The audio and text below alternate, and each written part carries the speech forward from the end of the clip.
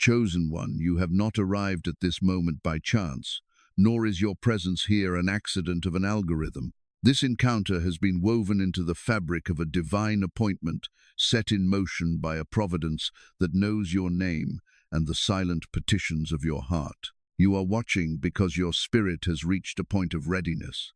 You are one who sees the patterns others overlook and feels the weight of a calling that the world cannot define. You stand now at a sacred threshold.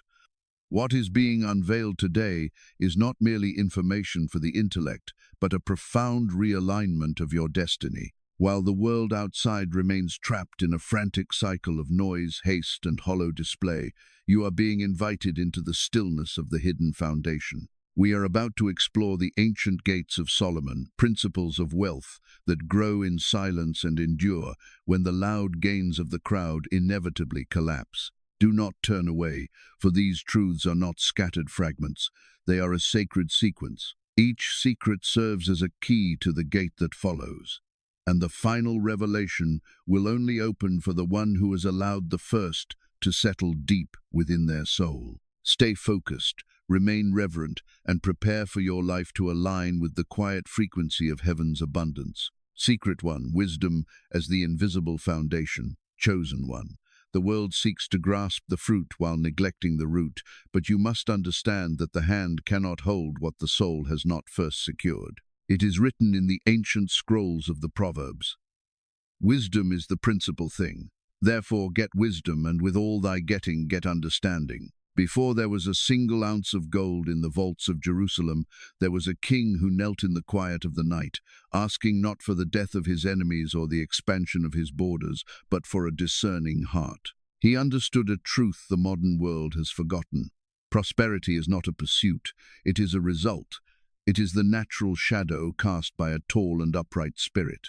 Wealth that is built through noise and haste is like a desert stream, violent for a moment, then swallowed by the sand. But wealth, born of wisdom, is a subterranean river moving deep beneath the surface, feeding everything it touches without demanding to be seen. You have been taught to chase the currency, but the currency is merely a reflection. When you refine your internal architecture, your external reality has no choice but to align. Financial outcomes are never random events. They are the reverberating echoes of decisions made in the secret chambers of your mind. To change the harvest, you must change the internal logic that planted the field. Consider the majestic cedar of Lebanon. To the casual observer, its glory lies in its towering height and its evergreen crown. But the secret of the cedar is not in its branches. It is in its descent. For every cubit it rises toward the light, it sends its roots deeper into the dark, silent earth, wrapping themselves around the ancient stones. When the storms howl across the mountains and the shallow trees are uprooted, the cedar remains unmoved. It does not struggle to stay upright. It simply is. Solomon was that cedar. He did not exhaust himself chasing the sun. He focused on the depth of his foundation, and the majesty of his life was the inevitable consequence of his unseen reach. To begin your realignment today, you must perform an act of sacred auditing.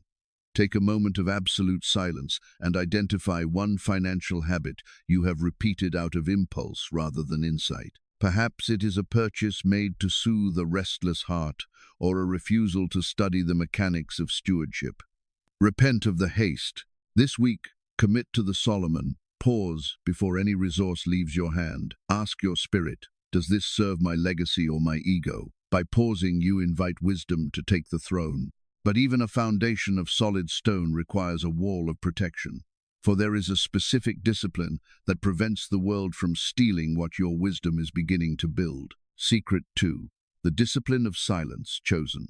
One, understand that the most profound movements of heaven occur in the absence of sound, and the most enduring wealth is that which is forged before a single eye has witnessed its rise. It is whispered in the ancient texts of the wise. Even a fool, when he holdeth his peace, is counted wise, and he that shutteth his lips is esteemed a man of understanding. Solomon observed that the collapse of kingdoms rarely began with a lack of gold, but with the vanity of a king who spoke too soon, inviting the wind to scatter what had not yet taken root.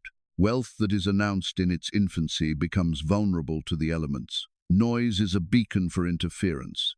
It draws the gaze of the envious and the breath of the critic, creating a friction that drains the energy required for creation. Silence, however, acts as a celestial covering. It is the womb of manifestation. When you build in stillness, you are not hiding your light. You are guarding your flame until it is strong enough to withstand the storm. Lasting prosperity requires a season of strategic hiding where the blueprint is refined by divine counsel rather than public opinion. Consider the life of a seed cast into the dark furrow of the earth. Its journey toward the harvest does not begin with a shout, but with a quiet subterranean breaking. If you were to peel back the soil every hour to show the world its progress, the delicate sprout would wither under the harsh glare of the sun. The earth provides the darkness because the darkness provides the safety to transform. Solomon's wealth was like that seed buried deep within the discipline of discretion, growing in the heavy silence of focused labor until it emerged as a forest of cedar and gold that no man could deny. To realign your spirit today, you must enter a period of vocal fasting. Identify one dream, one financial goal, or one burgeoning project that you have been tempted to boast about for the sake of validation. Withdraw that word from the atmosphere. Do not seek the applause of the crowd for a work that is only half finished. This week, let your results speak so loudly that your lips can remain still. When you stop feeding your ego with the recognition of others, you allow that energy to flow back into the vision itself, sharpening your focus to a razor's edge. Yet even a vision guarded by silence requires a tool of precision, for effort without direction is merely a slow path to exhaustion. And Solomon knew the secret of sharpening the edge before the work begins. Secret 3: Intelligent work, the sharpened axe. Chosen one, do not mistake the sweat upon your brow for the certainty of a harvest, for the heavens do not reward the weight of your struggle, but the wisdom of your alignment. It is written in the timeless scrolls of Ecclesiastes, "If the iron be blunt, and he do not whet the edge, then must he put to more strength. But wisdom is profitable to direct." Solomon observed the laborer who toiled until the sun set, swinging a dull blade with mounting fury, only to see the wood remain unyielding. He understood that exhaustion is not a badge of honor. It is often the quiet confession of a man who has forgotten to think. The world honors the grind, the frantic movement, and the burning of the midnight oil, yet many are drowning in effort while starving for results. This is the tragedy of the dull tool, the reliance on outdated routines and the application of brute force to problems that require a surgical touch. To build wealth that lasts, you must move away from the frantic pace of the servant and embrace the rhythmic precision of the steward. Intelligent movement is the art of choosing quality over speed, realizing that one blow from a sharpened blade achieves more than 1,000 strikes from a blunt one. It is the shift from working hard to stewarding strength wisely, ensuring that every drop of your energy is magnified by the leverage of strategy. Consider the master stonecutter tasked with shaping the great blocks for the temple. A novice might strike the stone repeatedly with a heavy hammer, hoping to break it by sheer will, only to find himself spent and the stone shattered into useless fragments. But the master knows the grain of the rock.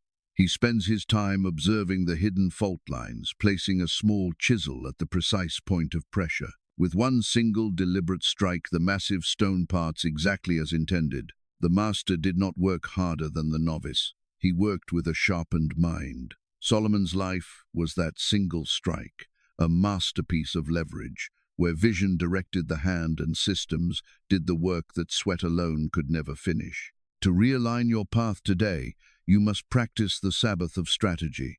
Look at the task that currently drains your spirit and leaves you weary without fruit.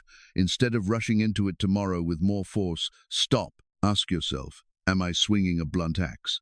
Identify one process in your financial or professional life that can be automated, delegated, or refined through better knowledge. Spend an hour learning a new skill or sharpening your plan before you strike again. Remember, the time you spend sharpening the axe is never time lost. It is the secret to a victory that requires less blood and yields more gold. But even a sharpened blade can be rendered useless if the hand that holds it is driven by a restless heart. For there is a season of waiting that every chosen one must master before the harvest can be gathered. Secret 4: the discipline of constancy and waiting chosen. 1. The greatest test of your calling is not the fire of the beginning, but the silence of the middle, where the excitement has faded and the harvest is not yet visible to the eye. The ancient wisdom warns us through the words of the king, "Wealth gotten by vanity shall be diminished, but he that gathereth by labor shall increase." Solomon understood that the architecture of a legacy is not built in a moment of ecstasy, but in the quiet, repetitive rhythm of the ordinary. He saw that the soul which cannot endure the waiting is a soul that cannot be trusted with the abundance. We live in an age of feverish haste, where the world demands the fruit before the tree has even found its footing in the soil. But you must understand the long middle, that sacred space between the promise given and the promise fulfilled. This is not a season of stagnation. It is a season of cultivation. Waiting in the kingdom of the wise is never passive. It is active trust under pressure. It is the steady hand that continues to sow when the clouds offer no rain. When you move too fast, you outrun the character required to sustain your increase. Wealth gained in a rush is a burden that eventually crushes its owner, for the vessel was never hardened in the furnace of patience. Consider the artisan who crafts the finest porcelain. He does not rush the clay from the wheel to the fire. He knows there is a period where the vessel must sit in the cool air, losing its moisture slowly and evenly. If he were to hurry this process, the heat of the kiln would cause the porcelain to shatter from within. It is the waiting that makes the clay resilient. It is the stillness that prepares it to hold the royal wine. In the same way, your constancy when others are quitting makes you a rarity in a world of shallow persistence. Opportunity is not something you chase.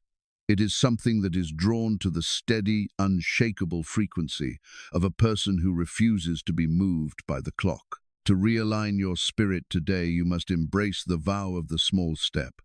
Look at your grandest financial vision and strip away the need for a sudden breakthrough. Instead, identify one small, disciplined action, a modest saving, a daily study, a quiet prayer of gratitude, and perform it with absolute devotion, regardless of how you feel. Do not look at the horizon for a sign. Look at your hands for their faithfulness. By honoring the little by little, you are signaling to heaven that you are no longer a child chasing shadows, but a steward ready for substance. But even a heart that has learned to wait must eventually open its gates, for the flow of wealth is governed by a law that contradicts the fear of the world, the law of the open hand. Secret 5, the law of generosity chosen one. You must realize that the hand which grips too tightly is a hand that can no longer receive, for the spirit of hoarding is the child of fear, and fear is the enemy of increase. The wise king recorded this paradox for all generations. There is that scattereth and yet increaseth, and there is that withholdeth more than is meet, but it tendeth to poverty. Solomon looked upon the great seas and the humble brooks, and he saw that wealth is not a pool to be guarded, but a current to be directed. When the water stops moving, it loses its life. When a resource stops flowing, it loses its blessing. The world views giving as a loss, a subtraction from the whole, but in the realm of the spirit, generosity is a declaration of magnetic trust. It is the act of telling the heavens that you are not the source of your own life, but a conduit for a much greater provider. When you give, you break the tether of scarcity that binds so many to a life of lack. You are not merely releasing currency, you are releasing the frequency of abundance into the atmosphere. This is most powerful when done in the shadows, the silent gift, where no trumpet is sounded and no applause is sought. By refusing the shallow reward of human recognition, you ensure that your heart remains clean, allowing the true reward to be written in the ledger of eternity. Consider the nature of the living spring compared to the stagnant cistern. The cistern holds what it is given, guarding its dark water until it becomes bitter and heavy with decay. But the spring is constantly emptying itself, pouring its cool life into the valley below. Because it gives without hesitation, the deep veins of the earth continue to feed it. The more it releases, the fresher it becomes. Your life is that spring. When you share your encouragement, your knowledge, or your resources without the need for a witness, you create a vacuum that heaven is compelled to fill. The multiplier is not always a direct return. It is a shift in the very soil of your destiny, causing favor to grow in places you have not yet walked. To realign your heart today, you must perform a secret seed action. Identify someone in your sphere, perhaps a stranger or a silent laborer, who can offer you nothing in return and provide for a need they have. Do this without leaving a name or seeking a thank you. Let the act be a private conversation between you and the Creator. By practicing this anonymous abundance, you prove that you are no longer owned by your possessions, but are a free citizen of a kingdom that knows no limit. But even the most generous soul will find its efforts drained if it lacks the structure to contain the flow, for there is a silent thread that must weave through every day to keep the vision from fraying. Secret 6. Habitual discipline, chosen one. Do not be deceived by the allure of the sudden breakthrough, for while favor may open the door, only discipline has the strength to keep you standing inside the palace. The scrolls of antiquity remind us, "He that hath no rule over his own spirit is like a city that is broken down and without walls." Solomon understood that wealth without a container is merely a spill, and a soul without a rhythm is a city vulnerable to the first passing predator. Discipline is not the weight of a chain. It is the integrity of the dam that turns a chaotic flood into a source of infinite power. The world is intoxicated by the fire of excitement, but excitement is a flickering candle that dies when the wind of adversity blows. Discipline, however, is the steady coal that burns long after the flames have vanished. It is the part of your faith that shows up when your emotions have deserted you. It is choosing the altar over the easy path, the routine over the impulse, and the long-term legacy over the momentary thrill. These habitual choices serve as your armor. They protect you from the siren song of the shortcut and the self-sabotage that haunts the undisciplined. Without this iron thread weaving through your days, your wisdom will remain a dream, and your generosity will become a leak. Consider the weaver at the loom. To the untrained eye, the work is tedious, 1,000 repetitions of the same small motion, hour after hour, day after day. There is no sudden majesty in a single thread. Yet it is the unwavering discipline of the weaver that transforms those individual strands into a tapestry fit for a king. If the weaver followed only his inspiration, the cloth would be full of gaps and weaknesses. It is the repetition that creates the strength. Your life is being woven in the quiet habits of your mornings and the hidden choices of your nights. Solomon did not become wise by a single act. He became wise because he tethered his soul to the daily discipline of seeking the light until the light became his very nature. To realign your structure today, you must establish a border of order. Identify one area of your financial or personal life where chaos currently reigns, perhaps a cluttered record of debts, a neglected savings vessel, or an inconsistent hour of study. Bring this area under the rule of a simple daily habit. Do not seek to move mountains. Seek only to move one stone at the same time every day. By mastering the small, you prove to the heavens that you can be trusted with the great. Let your discipline be the wall that guards the peace of your city. But even the strongest wall and the most beautiful tapestry are vanity, if they do not rest upon a foundation that transcends the earth. For there is one final secret that determines whether your wealth will be a blessing or a people curse. Secret 7. The foundation of reverence. Chosen one, we have reached the cornerstone upon which every other secret rests. For without this final alignment, the tallest palace is but a monument to a fall. It is the beginning and the end of the king's path.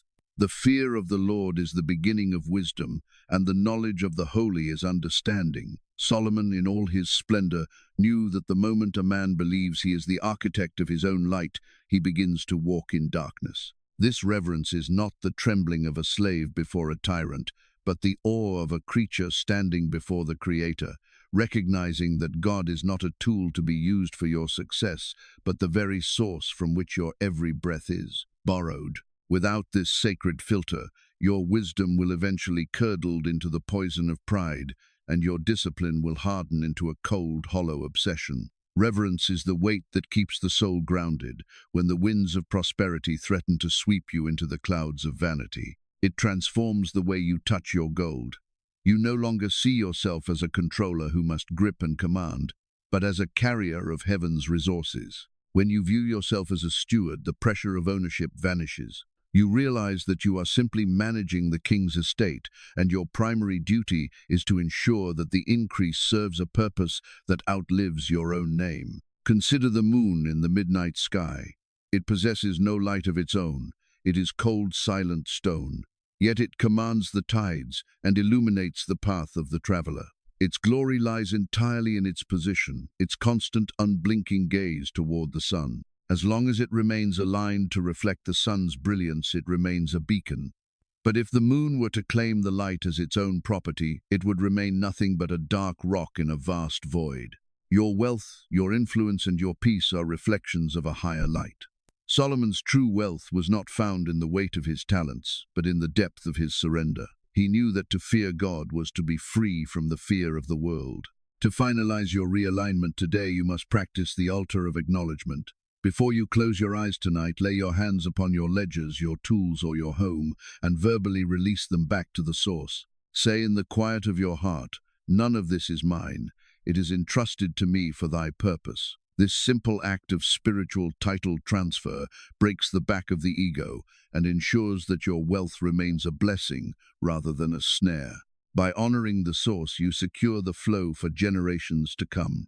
You are now standing at the end of the secrets, but at the very beginning of your true manifestation. The gates are open, the path is clear, and the heaven you have sought is now moving quietly but decisively to meet the person you have become. Chosen one, the secrets have been laid before you. Yet remember that a map is not the journey and a seed is not the harvest until it is planted in the soil of your obedience. You are standing at a crossroads of destiny where the world demands speed but heaven invites alignment. Do not feel burdened to transform your entire life in a single day. Solomon would tell you that a great wall is built one perfect brick at a time. Choose but one principle from this sacred sequence. Perhaps it is the discipline of silence or the sharpening of your axe, and live it with unwavering faithfulness. As you move forward from this moment, let the frantic noise of the crowd fade into the distance. You are no longer chasing the wind. You are becoming a vessel for wealth that endures because it was formed in the stillness of God's presence. May the wisdom of the ancients guard your steps. May the peace that surpasses all understanding anchor your soul. And may the Lord establish the work of your hands as you build your legacy in the sacred quiet.